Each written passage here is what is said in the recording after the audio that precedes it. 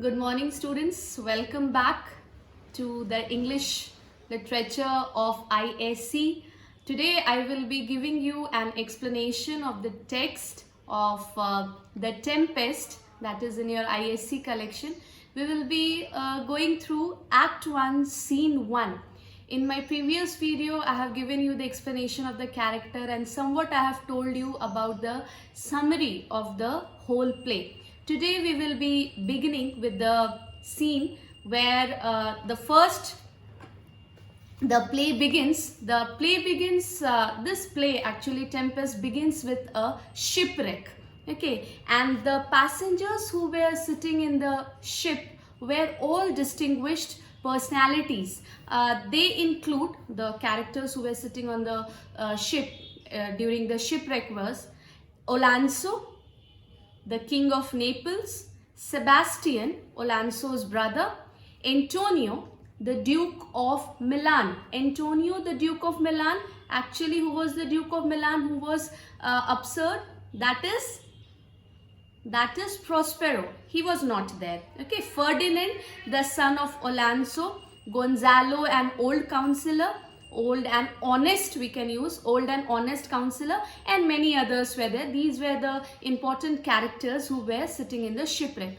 All of a sudden, okay, there was a furious storm and all lightning, thunder, all these things was taking place, and there was a strong noise.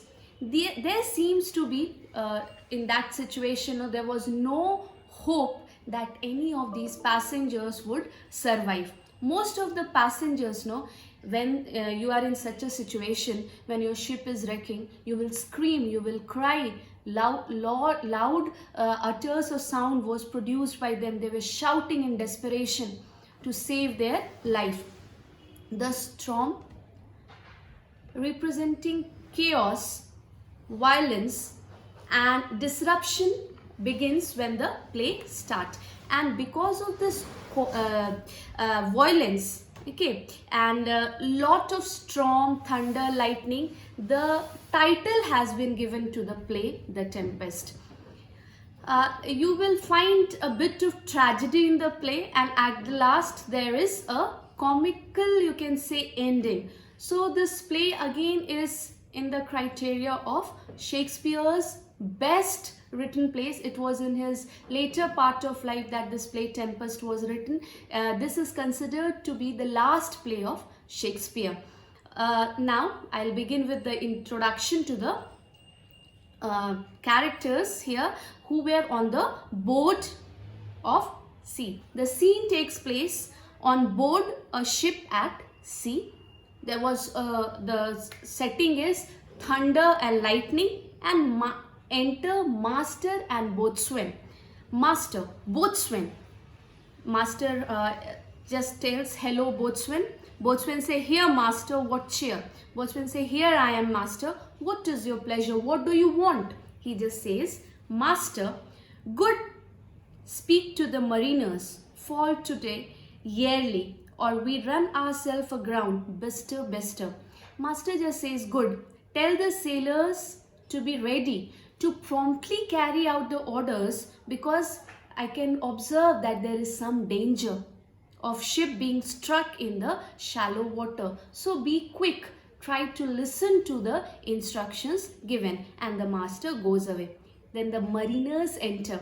Boatswain, hey my hearts, cheerly my heart. Yare, take in the topsail, tend to the master's whistle. Boatswain just says that hurry up my brave sailors. He's just giving instructions that hurry up my brave sailors, walk cheerfully, full of enthusiasm, my brave sailors, be quick, take to the topsail, take the boat in sail. And the mariners, they go. Blow till thou burst thy wind, if room enough. He says, blow your storm till you burst yourself, as long as there is enough space to accommodate our ship in the sea. He says that burst out. Okay, he just says that put all your strength, put all your might, so that we can break the storm and continue to find accommodation of our ship in the sea. In the meantime, Alonso, Sebastian, Antonio, Ferdinand, Gonzalo, and others, they all enter. Alonso, good boatsman, have care. Where's the master? Play the men. He says to the boatsman, he gives his instruction that be careful. Where is the master? Face the storm with courage. He says that you are the master. You need to take face all the storm with a lot of courage. Boatswain, I pray now keep below. Boatswain says that I beg you to remain below. He just requests that don't come this side. I request you, I beg you to remain below. Antonio, where is the master boatswain? Antonio just says that where is your master boatswain? Boatswain, do you not hear him? You mar our labor. Keep your cabins. You do assist the storm. Boatswain just find himself in a disturbed state because there was a lot of thunder and lightning, and the ocean was not at all calm. So he requests that, can't you hear? I request you all to don't interfere in my work. Remain inside, otherwise you will help the storm to destroy us. You are assisting the storm because I am not able to concentrate on my work. Gonzalo, nay good, be patient. Gonzalo says, no good sir, you remain patient. Boatswain, when the sea is, he means to say that when the sea is calm, when the sea will be patient, I also will become patient. What care these roars for the name of king? To cabin silence, trouble us not. He says, but now go away. Again he requests that please you people go away. What do these thunderstorms care whether we have king on board? He says that nobody bothers. No, storm does not know we have king traveling in the ship. Go to your cabins. Be quiet. Do not trouble us. Gonzalo, good. Yet remember whom thou hast aboard. Gonzalo again says that all right, but you remember that whom you are taking or boarding as passengers. Boatswain, none that I more love than myself. You are a counselor. He says that there is nobody dearer to me than myself, my own self. You are a counselor, he means that you are king's advisor. If you can command these elements to silence and work the peace of the present, we will not hand a rope more. He says that you are the king's advisor. If you can do something, if you can subdue the storm and bring about calm weather, we would not have to handle a single rope anymore. He says that if at all you can do something, you do, we will not be handling any rope further. Use your authority. If you cannot, give thanks you have lived so long. He says use your own authority, use your own power to control the storm. If you cannot, you should be thankful that you have lived so long. And if at all you are not able to do that, be thankful that you have lived so long. Further on he says that give thanks you have lived so long and make yourself ready in your cabin for the mischance of the hour if it so hap. He says that be prepared, whatever disaster or whatever calamity that is going to come next, you should be ready to face it and be thankful that you have lived so long. Cheerly good hearts, out of our way I say. Again he says, get out of our way, let us do our work, I tell you. And he exit. Gonzalo, I have great comfort from this fellow. Methinks he hath no drowning mark upon him. His complexion is perfect gallows. Now a bit of humor from or sarcasm from the part of Gonzalo has been said. He says that I am very confident looking at this boatswain that there is no hope, no signs on his face that he will die of drowning. He will go to the perfect gallows. Gallows again here is to the prison. It seems that his life is in the prison. His face shows that. Stand fast, good fate, to his hanging. He says that his face shows that he will die of hanging. Oh kind fate. He is just saying, oh kind fate, oh kind fortune. Be firm and allow him to die by hanging. Okay, make the rope of his destiny our cable. Now understand this, he says, make the rope of his destiny. Let his fortune become a link, become a cable for our own doth little advantage. We all should be advantageous. If his fortune is to go in the gallows and his fortune will act like a cable for us to land on earth. So save us.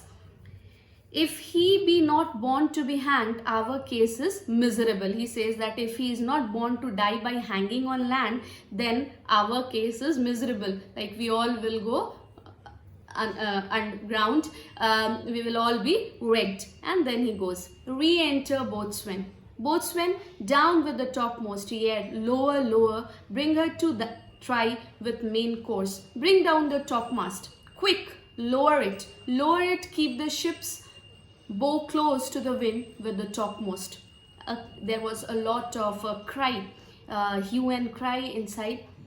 A plague upon this howling. They are louder than the weather or our office. He says, curse this shouting, which is so loud as to drown my voice as well as the roar of the storm. He is just cursing the people because all of them are crying, roaring, lot of voice. Then boatswain says that I curse this sound. It is louder than my own and that of the howling of the storm. Re-enter again Sebastian, Antonio and Gonzalo re-enter the boatswain's cabin. Yet again, what do you hear? Shall we give our and drown? Have you a mind to sink? He again gets extremely, you can say, frustrated or angry, and he says, you have, all of you have come again. What do you want? Do you want, what are you doing here? Shall we give up and go down or sink? Do you wish to drown? He says that all of you wish to go inside the water. Sebastian, a pox over your throat, you bowling, Basmacius, incharitable dog. He is using abusive, filthy language. He says that may your tongue be damned for speaking like this. You a howling, swearing, unkind dog. He's calling him uncharitable. He's asking him to get damned. All these things is used by Sebastian. Boatsman, work you then. He just says that do your work then. Okay, Antonio, hang, you warsons, insolent noisemaker, we are less afraid to be drowned than thou art. Antonio just again uses abusive language. He says, be hanged, you dog, son of a war. You are making more noise. You are rude in making noise. It seems as if you are more afraid than us, than that thou art. He says that you will be drowned, you are worried. That's why you are speaking in this way. Gonzalo, I will warrant him for drowning, though the ship were no stronger than a nutshell, and as leaky as an unchastised wench. Gonzalo says, I assure you that this man won't drown. Again, he is connecting it that this man won't drown, though the ship was no stronger than a nutshell still. And he is also using, he says that though his ship is as leaky as an unstanched wench. Okay, here you need to understand that when we are talking about as leaky as an unstanched wench, this means that this is associated with the woman who go through a continuous you can take it in a way that she faces, we have monthly troubles, a woman have monthly troubles. In that way, it is just said that it is as leaky as that of an unchaste wench. So they are using some you can say not so good word which to the boatswain, because all of them are in a troubled state, because everyone is afraid that they are not going to survive, and that is expressed in the way they are having discourse or as they are having communication. Boatswain, lay her a hold, set her 2 courses off to sea again, lay her off. Boatswain say, keep the ship sailing in the will, let her foresail, and her mariners to take her off to the sea again, keep her away from the shore. He is giving instructions. Then again the re-enter mariners wet. Understand why wet? Because it was a storm and the water from the sea has covered their body, and that's why they are wet. Their clothes are wet. Mariners all lost to prayers all lost. Mariners come and inform that all people are praying for survival. Boatswain, what must our mouths be cold? Boatswain say, what should we die? He just says that what? We should die. Gonzalo, the king and the prince at prayers. Let's assist them for our cases as Gonzalo just gives instruction that all of us should sit and pray with the because all of them are praying, so we also should assist them in prayers. Sebastian, I'm out of patience. Sebastian says that I have lost all my patience. Antonio, we are merely cheated of our lives by drunkards. Antonio says that we are going to die because of these drunkards. Now he is blaming the boatswain and all to be drunkards. This white-chapped rascal, would thou mightest lie drowning. He says that this white-mouthed rascal is responsible for the whole tragedy. The washing of 10 tides, he says, I wish you were drowned till 10 tides have washed over your corpse. Understand this? He just says that he's saying him that you should die and your dead body should be washed by 10 tides. Gonzalo, he will be hanged yet. Thou every drop of water swear against it, and gape widest to gulp him. Gonzalo says the man is destined to die by hanging. Again he is repeating the same thing, that this fellow is destined to die by hanging. His destiny is that. Thou every drop in the ocean should swear against it, and open its mouth as wide as possible to engulf him. Although the water in the ocean is opening its mouth to engulf this man, still he will not die here, because he has to die by hanging. A confused noise within, mercy on us. All of them are giving confused noise. They are all seeking for mercy, mercy, mercy. We split, farewell my wife and children. He says, may God have mercy on us. We are going to be broken into pieces. All of them are reminded of their family and their wife they are talking about. Farewell brother, we split. He says, farewell my wife and children, farewell brother. We are going to be wrecked. All of them are talking to each other that they are departing as if farewell, we are destroyed. We are going to get submerged in the ocean. The boatswain exit. Antonio, let's all sink with the king. Antonio says that if we are all going to die, let us do it with our king. Sebastian, let's take leave of him. He says that let us all go and bid him the last farewell. Antonio and Sebastian go. Gonzalo, now would I give 1,000 furlongs of sea for an acre of barren ground. He says that now I am prepared. Now I am ready to exchange 1,000 furlongs of sea. 1,000 furlongs here refers to the vast space of sea. He is ready to give it to somebody in exchange of a acre. Okay, a very small piece of dry land. Okay, the wills have been done. He is saying that I'm ready to exchange 1,000 furlongs. Furlongs actually is a step calculated, and he says that I'm ready to give it in order to have a dry land for myself, for everyone.